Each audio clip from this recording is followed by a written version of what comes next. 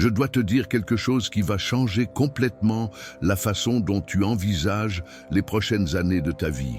Helena Blavatsky, cette femme qui a percé les mystères les plus profonds des traditions orientales et occidentales, a laissé consigner dans ses manuscrits quelque chose que la plupart des personnes qui étudient la théosophie préfèrent simplement ignorer.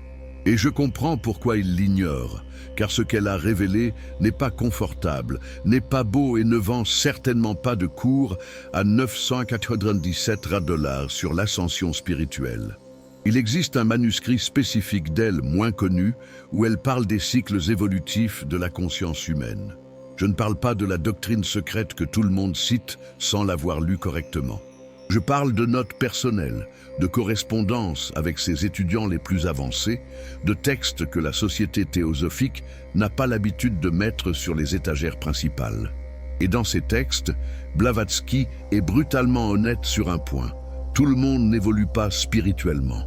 En fait, la grande majorité des gens ne font que tourner en rond, répétant les mêmes schémas depuis des millénaires, croyant progresser alors qu'en réalité, ils ne font qu'échanger une illusion contre une autre, plus sophistiquée. Maintenant, avant que tu ne penses qu'il s'agit d'élitisme spirituel, comprends une chose. Blavatsky n'essayait pas de créer une hiérarchie pour gonfler l'ego de qui que ce soit. Elle rapportait ce qu'elle avait trouvé dans les traditions les plus anciennes de la planète, dans les Védas, dans les manuscrits tibétains, dans les textes gnostiques qui ont survécu au bûcher de l'Église. Tous disent la même chose. Il existe des niveaux de maturité de l'âme et la majorité des consciences incarnées sur Terre n'ont tout simplement pas encore atteint le point de non-retour. Elles vont continuer dans le cycle, incarnation après incarnation, jusqu'à ce que quelque chose en elles change réellement. Et c'est ici qu'intervient 2026. Tu as déjà remarqué comment tout le monde lance des dates au hasard. 2012 devait être la fin du monde selon le calendrier Maya. 2020 a apporté la pandémie et tout le monde a cru que c'était l'apocalypse. Maintenant, nous avons 2026. Mais laisse-moi t'expliquer pourquoi cette date n'est pas une invention de plus d'Internet ou d'un gourou voulant vendre des retraites coûteuses. Blavatsky a travaillé avec un concept qu'elle a trouvé dans les textes védiques et qui a été confirmé plus tard par les astronomes modernes sans qu'ils s'aperçoivent du lien, la précession des équinoxes. La Terre, tout en tournant sur elle-même et autour du Soleil, effectue également un mouvement lent, comme une toupie qui perd de la vitesse. Ce mouvement fait que l'axe de la Terre pointe vers différentes constellations au fil du temps. Un cycle complet de ce mouvement prend environ 25 920 ans. Divise cela par 12, qui sont les signes du zodiaque, et tu obtiens des périodes de 2160 ans. Chacune de ces périodes est appelée une ère astrologique. Nous quittons l'ère des Poissons pour entrer dans l'ère du Verseau. Mais ce n'est pas tout. Blavatsky a découvert que ces cycles de 2160 ans ne sont pas seulement astronomiques, ils correspondent à des changements profonds dans la conscience collective humaine. Et plus important encore, il existe des moments spécifiques au sein de ces cycles où une fenêtre s'ouvre. Une fenêtre évolutive, un portail, si tu veux utiliser ce terme, où certaines consciences peuvent faire un saut qui prendrait normalement des dizaines ou des centaines d'incarnations. Et selon les calculs qu'elle a faits, basés sur les chronologies védiques et tibétaines, 2026 marque exactement le point de fermeture de l'une de ces fenêtres. Maintenant, respire profondément car je vais te dire quelque chose pour lequel tu n'es peut-être pas prêt. Tout le monde ne traversera pas cette fenêtre. D'ailleurs, selon Blavatsky, c'est une infime minorité. Elle n'était pas pessimiste. Elle était réaliste. Et dans ses textes, elle a identifié 3 types spécifiques de conscience qui auraient les conditions nécessaires pour faire cette traversée. 3 profils, 3 catégories d'âmes qui ont développé quelque chose que la majorité n'a tout simplement pas. Avant de t'expliquer quels sont ces 3 types, tu dois comprendre ce que Blavatsky entendait par « véritable éveil ». Parce qu'aujourd'hui, tout le monde parle d'éveil. Tu te réveilles un jour. Tu lis un livre de développement personnel spirituel, tu commences à méditer, tu arrêtes de manger de la viande, tu achètes quelques cristaux et voilà, tu es éveillé. Mais ce n'est pas l'éveil, c'est ce que Blavatsky appellerait un réarrangement des meubles à l'intérieur de la même prison. L'éveil dans la conception théosophique réelle, c'est quand la conscience reconnaît l'illusion fondamentale de l'existence matérielle et commence à opérer à partir d'un point complètement différent. Ce n'est pas avoir des expériences mystiques. Tu peux avoir des visions, ressentir des énergies, voir des auras et être encore complètement endormi sur ce qui compte vraiment. S'éveiller, c'est quand tu arrêtes de t'identifier au personnage que tu interprètes dans cette incarnation. C'est quand tu reconnais que tout ici, absolument tout, y compris ton propre sentiment d'identité, est temporaire et construit. Mais quand tu reconnais cela non pas intellectuellement, mais viscéralement, au niveau de ton être. La plupart des gens ne s'en approchent jamais. Ils passent leur vie entière à défendre leurs opinions, protéger leur image, accumuler des expériences, construire des héritages. Tout cela basé sur la croyance profonde qu'ils sont le personnage, le nom, l'histoire, la famille, la carrière. Tout cela devient leur identité, et même quand ils commencent un chemin spirituel, ils continuent à faire la même chose. Sauf qu'à présent, c'est avec des vêtements différents. Maintenant, ils sont le chercheur spirituel, l'être illuminé, la personne qui comprend les mystères. C'est juste un autre personnage, un autre masque. Ainsi, le premier type de personne que Blavatsky a identifié comme capable de traverser le portail de 2026 est celui qui a déjà expérimenté la mort de l'ego de son vivant. Je ne parle pas de mort physique. Je parle d'un processus psychologique de désintégration si profond que la personne perd littéralement la notion de qui elle pensait être. Généralement, cela arrive à travers des tragédies, des pertes catastrophiques, des crises existentielles dévastatrices, des situations où tout ce que la personne utilisait pour se définir disparaît simplement. Cela peut être la perte d'un proche. Cela peut être une maladie terminale qui n'est finalement pas venue. Cela peut être la faillite complète de tous ses plans de vie. Cela peut même être un éveil spontané où la personne regarde simplement sa propre vie et reconnaît qu'elle ne sait absolument rien sur qui elle est. Blavatsky appelait ces expériences des petites morts et disait qu'elles sont nécessaires pour que l'alchimie réelle se produise. Car c'est seulement quand tu perds complètement l'ancienne forme qu'une nouvelle peut émerger. Mais attention, ce n'est pas n'importe quelle souffrance qui produit cela. Il y a des gens qui souffrent toute leur vie et qui ne deviennent qu'aigris, rancuniers, fermés. La souffrance en soi ne fait évoluer personne. Ce qui fait évoluer, c'est ce que tu fais de la souffrance. C'est la capacité de passer par la désintégration et, au lieu de se dépêcher de reconstruire un autre ego, de rester là, dans le vide, dans l'incertitude, sans savoir qui tu es. Et il y a quelque chose dans certaines consciences qui permet cela, une maturité d'âme, une préparation qui vient d'incarnations antérieures où le travail a déjà été fait. Ces personnes portent une marque. Elle n'est pas visible, ce n'est pas quelque chose que l'on met sur un CV LinkedIn. Mais celui qui a des yeux pour voir la reconnaît.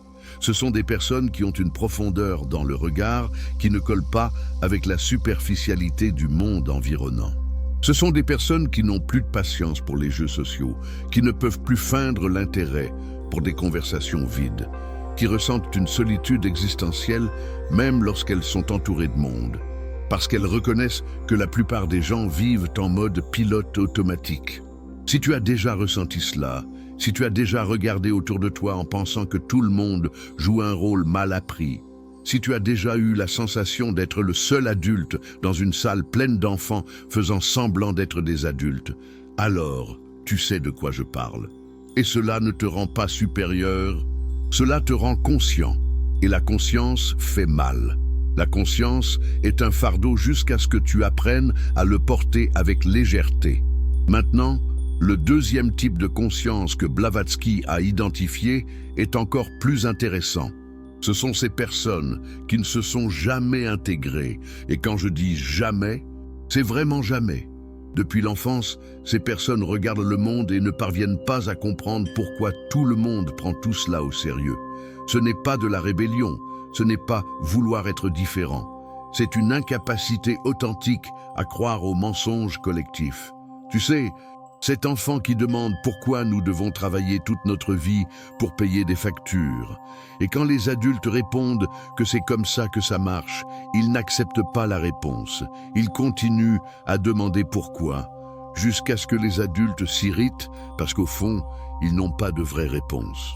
Cet enfant grandit et devient un adulte inadapté, parce qu'il ne peut pas s'adapter à un système qui n'a pas de sens. Il ne peut pas faire semblant que la vie en entreprise a une signification profonde. Il ne peut pas s'enthousiasmer pour le statut social ou l'accumulation de biens matériels. Blavatsky appelait ces âmes les vieux pèlerins.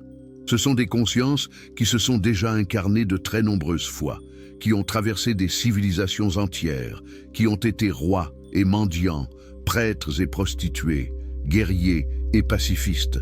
Elles ont vu tout le film tant de fois qu'elles ne peuvent plus s'émouvoir de l'intrigue. Elles savent qu'à la fin, tout le monde meurt, que les empires s'effondrent, que les vérités d'une époque deviennent les mensonges de la suivante. Elles portent donc une lassitude. Mais ce n'est pas la lassitude de celui qui est épuisé, c'est la lassitude de celui qui s'ennuie de la répétition. Ces personnes souffrent généralement beaucoup dans leur jeunesse. Car le monde n'est pas tendre avec ceux qui ne s'intègrent pas. La société fait pression, la famille fait pression, les amis font pression, tous voulant que tu sois normal, que tu suives les règles, que tu participes au théâtre collectif. Et quand tu n'y arrives pas, on te qualifie d'asocial, dépressif, problématique, paresseux. Les gens autour de toi ne comprennent pas que tu ne refuses pas de participer par rébellion. Tu refuses parce que tu vois la futilité.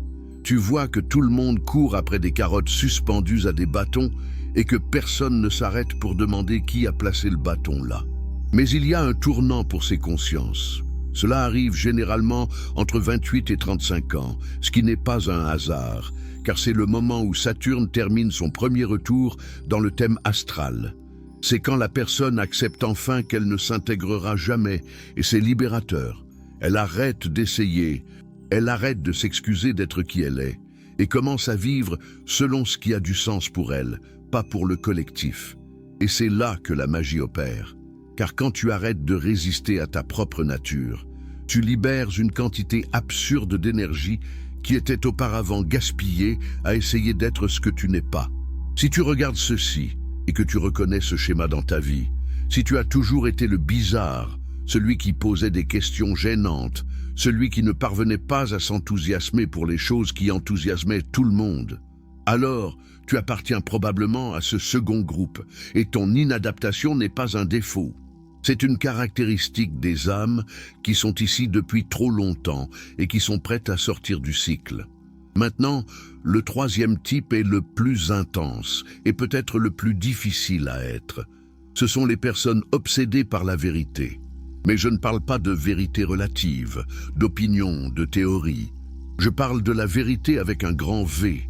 Cette vérité qui transcende les cultures, les époques, les systèmes de croyances. La vérité sur la nature de la réalité, sur qui nous sommes réellement, sur pourquoi nous sommes ici. Ces personnes ne peuvent s'empêcher de chercher des réponses réelles. Blavatsky voyait ces consciences comme les plus dangereuses pour elles-mêmes, car elles détruiront n'importe quoi dans leur quête de vérité, y compris leur propre structure de croyance, leurs relations, leur stabilité émotionnelle. Elles sont impitoyables, n'acceptent pas de réponses toutes faites, ne se contentent pas de dogmes religieux ou de théories scientifiques qui laissent d'énormes lacunes sans explication. Elles veulent savoir, elles ont besoin de savoir, et elles vont creuser profondément, elles iront dans des endroits sombres, elles confronteront des démons internes et externes jusqu'à trouver quelque chose qui résonne comme vrai.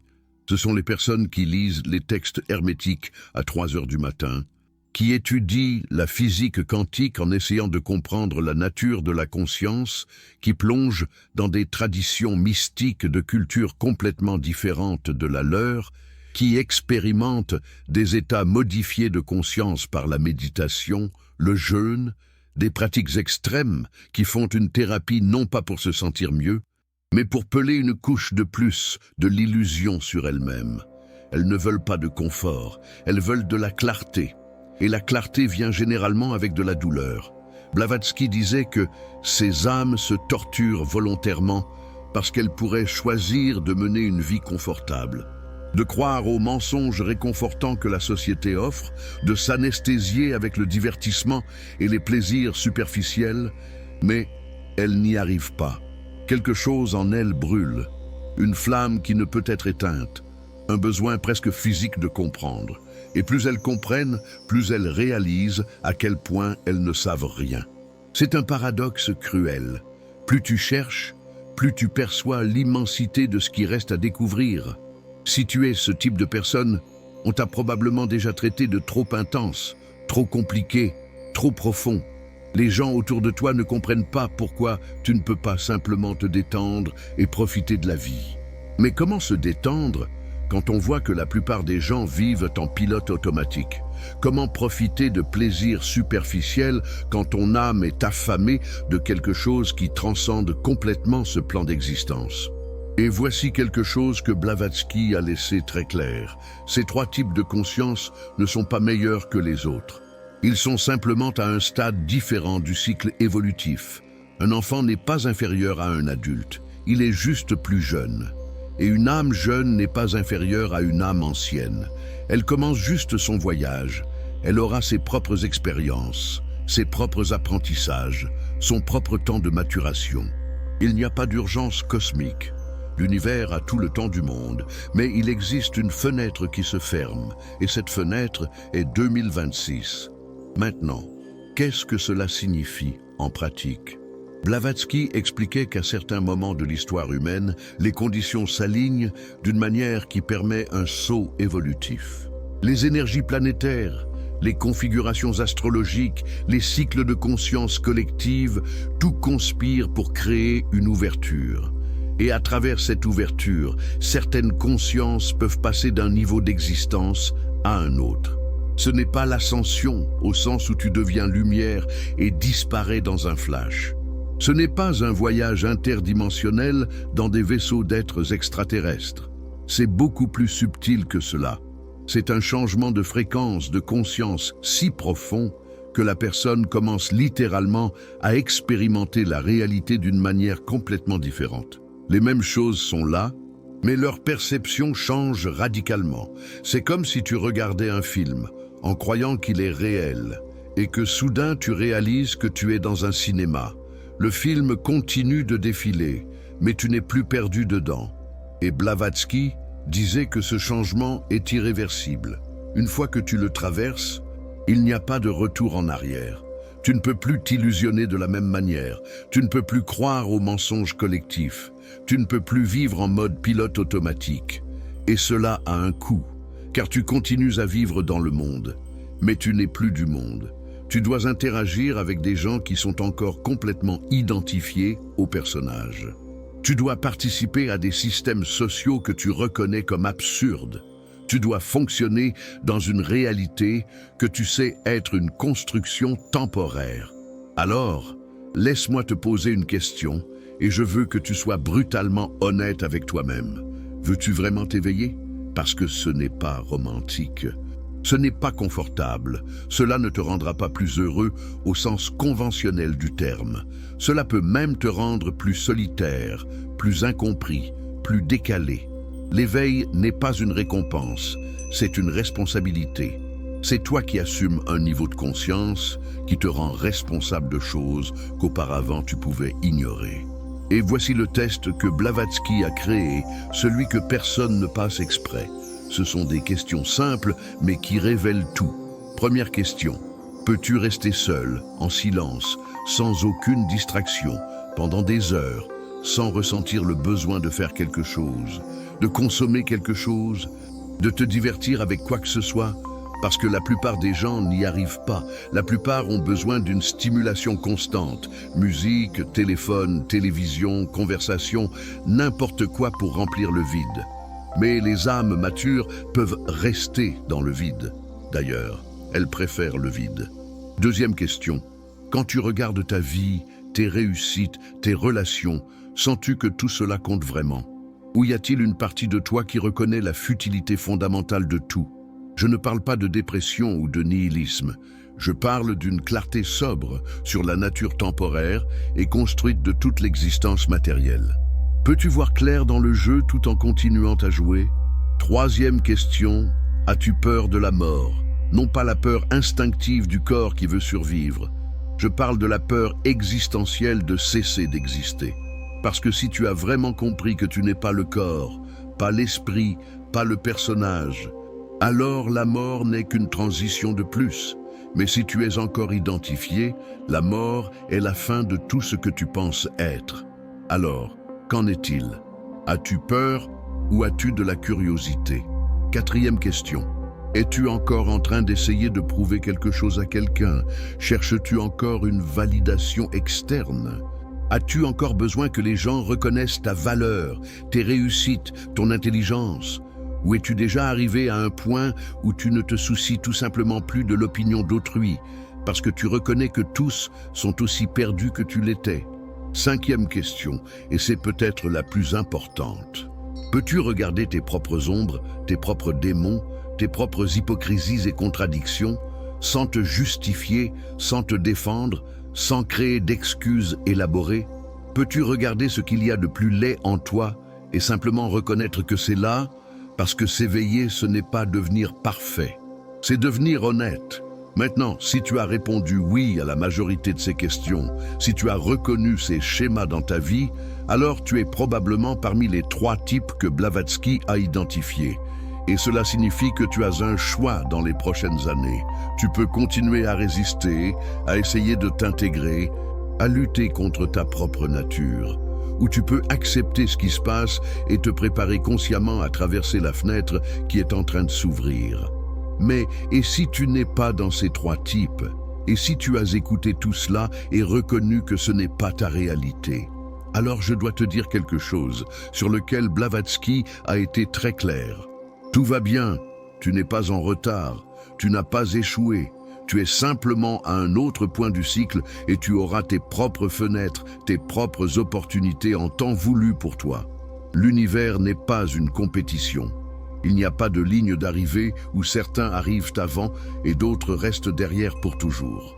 Ce qui se passe, c'est que différents groupes de conscience évoluent à des vitesses différentes et c'est naturel. C'est comme une école où il y a des enfants dans des classes différentes. Ceux qui sont au lycée ne sont pas meilleurs que ceux qui sont à l'école primaire.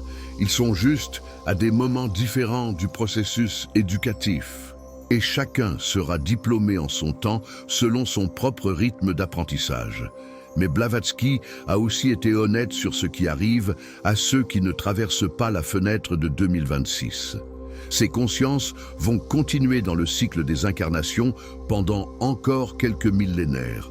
Elles vont continuer à naître, à vivre, mourir, oublier, naître à nouveau. Elles vont continuer à expérimenter la souffrance, le plaisir, la quête, la perte, tous les drames humains qui ont déjà été vécus des milliards de fois au cours de l'histoire. Et à un moment donné, peut-être dans 1000 ans, peut-être dans 10 000 ans, elles commenceront à s'éveiller aux questions les plus profondes. Et quand cela arrivera, elles auront leurs propres fenêtres. Il n'y a donc pas de jugement ici, pas d'élitisme, il y a seulement la reconnaissance que des consciences différentes sont à des stades différents et que chacun doit respecter son propre timing, son propre processus. Forcer l'éveil chez quelqu'un qui n'est pas prêt, c'est comme essayer de faire mûrir un fruit plus vite, tu ne feras que gâcher le fruit. Maintenant, pour ceux qui sont prêts, pour ceux qui ont reconnu les signes, il y a un protocole. Blavatsky a laissé des instructions spécifiques dans les manuscrits qu'elle n'a partagés qu'avec ses étudiants les plus proches. Ce ne sont pas des rituels complexes, ce ne sont pas des pratiques ésotériques qui exigent des années d'entraînement. Ce sont des changements simples, mais profonds dans la manière dont tu opères dans le monde.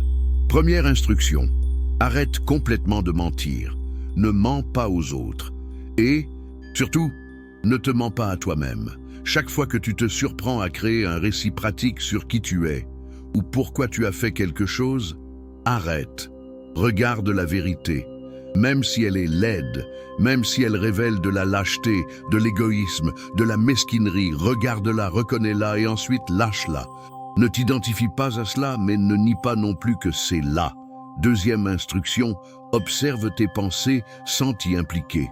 La plupart des gens sont complètement dominés par le flux mental. Des pensées surgissent et ils croient que ces pensées sont des vérités, qu'elles sont eux-mêmes. Mais tu n'es pas tes pensées. Tu es la conscience qui observe les pensées. Entraîne-toi à créer de la distance. Vois les pensées passer comme des nuages dans le ciel. Tu es le ciel, pas les nuages. Troisième instruction, réduis le bruit physique, mental, émotionnel. Arrête de consommer autant, moins d'informations, moins de divertissement, moins de stimulation constante. Crée des espaces de silence dans ta vie, car c'est dans le silence que tu parviens à entendre ce qui est au-delà de l'esprit. C'est dans le vide que la présence réelle se révèle. Et la plupart des gens ont tellement peur du silence, tellement peur du vide, qu'ils remplissent chaque seconde de la journée avec quelque chose. Quatrième instruction, arrête de chercher. Je sais que cela semble contradictoire, mais comprends bien, il y a un moment dans l'évolution spirituelle où la quête devient l'obstacle lui-même. Parce que tant que tu cherches, tu renforces l'idée qu'il y a quelque chose que tu n'as pas, un endroit où tu n'es pas, une expérience que tu dois encore atteindre. Mais la vérité est que tu es déjà ce que tu cherches. Tu ne le reconnais simplement pas parce que tu es trop occupé à chercher. Cinquième instruction, vis comme si tu étais déjà mort. Non pas au sens morbide, mais au sens où tu reconnais que ce corps, cet esprit, ce personnage ont déjà une date d'expiration. Cela va finir. Alors, pourquoi gaspiller du temps avec de petits drames? Pourquoi se battre pour des choses qui n'importent pas? Pourquoi accumuler quand tu sais que tu ne peux rien emporter? Quand tu vis avec la mort comme conseillère, comme le disaient les Toltecs, chaque décision gagne une clarté différente. Et la dernière instruction, peut-être la plus difficile, pardonne. Non pas au sens chrétien de pardonner parce que c'est beau ou parce que Dieu l'ordonne, mais pardonne parce que porter du ressentiment, c'est comme boire du poison en espérant que l'autre meure.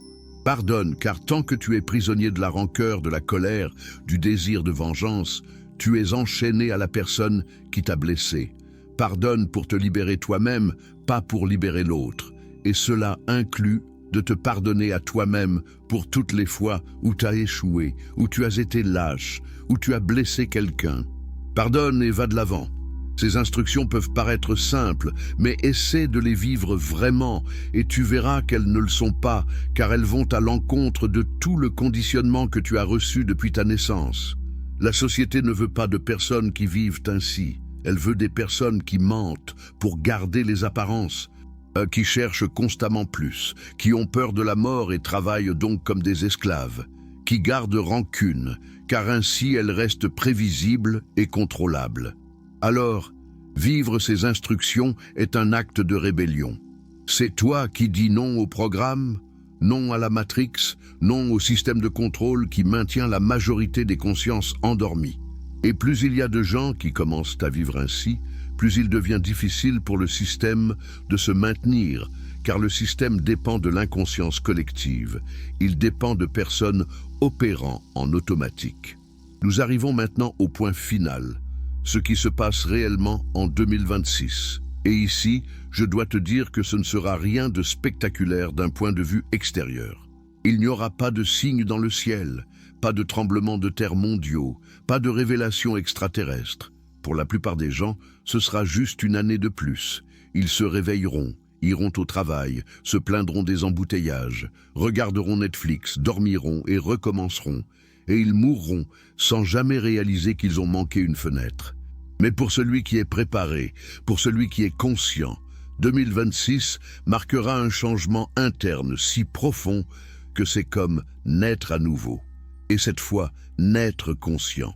Tu continueras d'être dans le monde, mais tu ne seras plus endormi. Tu opéreras avec une clarté totale sur qui tu es, pourquoi tu es ici et ce qui compte vraiment. Et cela change tout, même si extérieurement ta vie semble la même. Blavatsky décrivait cela comme la différence entre regarder un film en sachant que c'est un film versus le regarder en croyant qu'il est réel. Dans le premier cas, tu peux même être ému par l'intrigue, mais tu sais que quand ce sera fini, tu sortiras du cinéma et retourneras à ta vraie vie.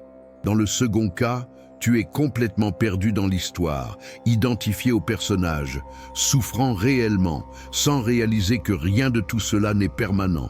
Et quand tu traverses cette fenêtre, quand tu fais cette transition de conscience, tu n'oublies plus.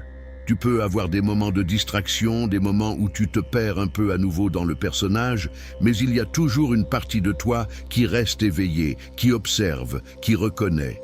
Et cette partie ne peut plus être complètement rendormie.